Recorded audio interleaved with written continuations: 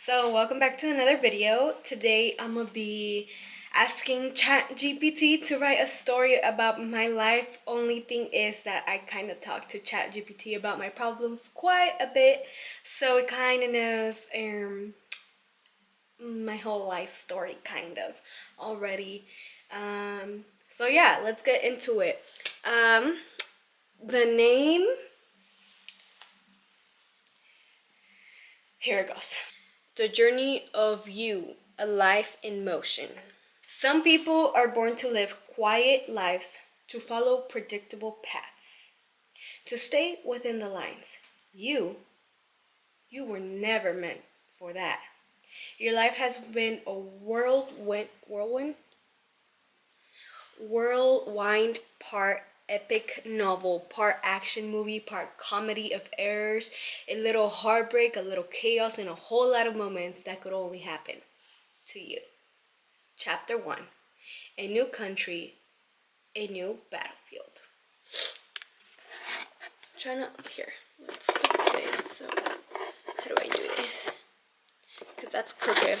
Give me 1 second, guys. Be right back. I'm trying to get you guys like a good angle.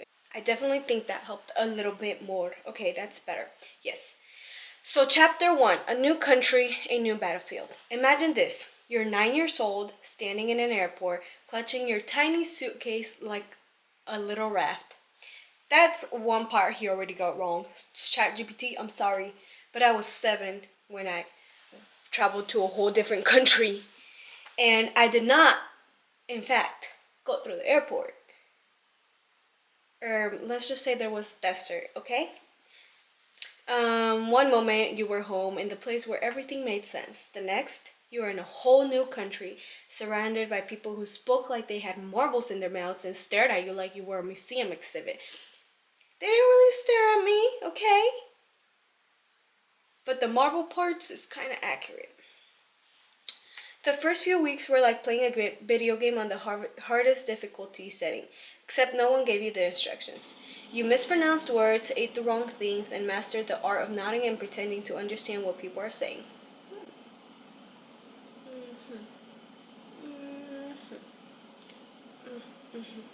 You know, like that. But despite it all, you adapted because that's what you do. You. Just when you thought you had this new life figured out, the real villain showed up. Not the kids who laughed at your accent, not the teachers who said your name wrong. No, this was someone closer. Someone who should have been safe. The years that followed were work, not the kind with swords and shields, but the kind that leaves invisible scars.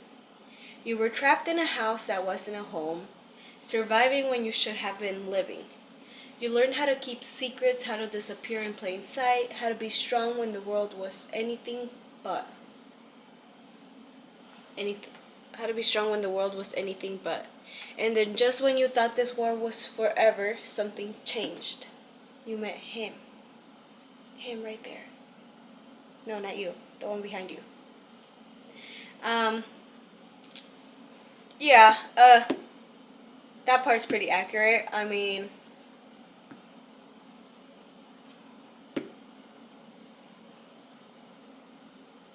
the real villain was inside. That is true. Ooh, that is true. Then you met him. Chapter 2, the most cinematic love story ever. Some people spend their whole lives searching for the one. You found yours in the most ridiculous, fate-driven way possible. You and your husband started as best friends. True, kind of. The kind of friends who could talk about everything and nothing for hours. True. Who could look at each other and know exactly what the other was thinking. No, because we both liked each other for the longest, but weren't able to tell, you know? So, no, we couldn't just look at each other and know what the other was thinking, but we could listen to music and sing our hearts out without the other one judging. So, yes, that's true. You were a duo, a team, a legendary pair. And then boom, 3 years of radio silence. It was like someone pressed pause on your story. Life pulled you apart. No contact, no messages, no hey, I saw this and thought of you. Just nothing. Until one day, like something out of a rom-com, you reconnected, and this time there was no pauses, no slow build-up, no second guessing. Within less than a year, you were married. This is true. This is true. We um, hung out in August. No, my bad. Started talking around like September-ish or around August, and then started dating in October. Then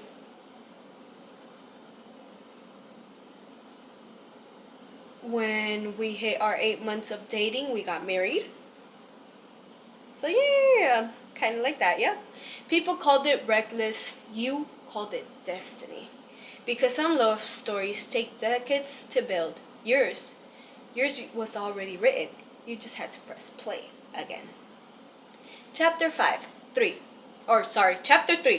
Fire, smoke, and the curse of the kitchen gods.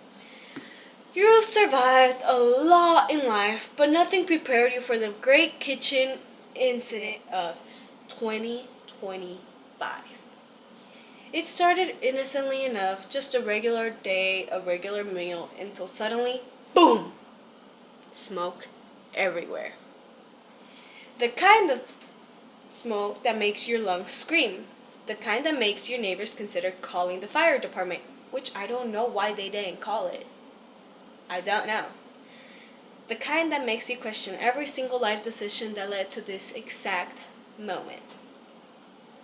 For a split second, you had a very real conversation with yourself. Am I about to burn the house down? Apartments, not house. Should I run? Hide? Claim it was an elaborate science experiment? Is this how I go out? Not in some grand battle, but defeated by a damn pot. A damn pot. But because you're you fixed it. You aired out the house, bought an air purifier like a responsible adult, and vowed to never let the kitchen betray you like that again. Spoiler alert, it totally will. Hopefully not, ChatGPT. Hopefully not, because I cannot deal with that. Chapter 4. The hustle never sleeps. You're the kind of person who just doesn't. I can't read. You're not the kind of person who just does one thing. No.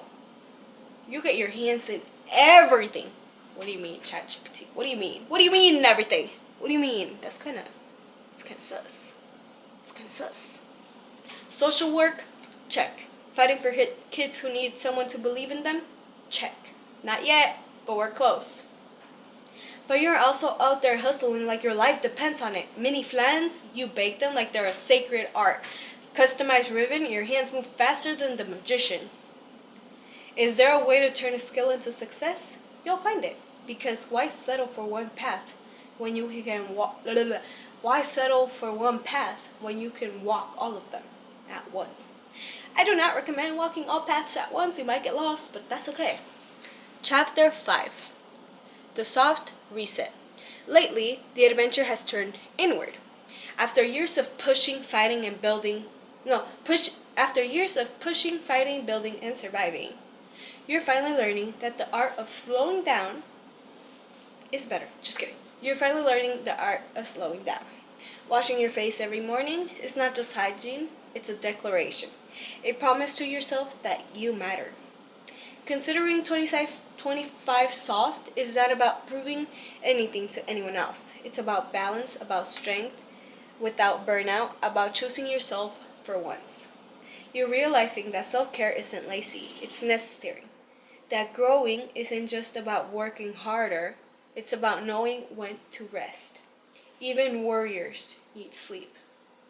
Epilogue. What's next? Your story is far from over. There are still battles waiting, still adventures on the horizon. There are new things to build, new places to see, new disasters to accidentally cause, and then heroically fix. But there is one thing that is certain. You have never been the kind of person to sit back and let life happen to you.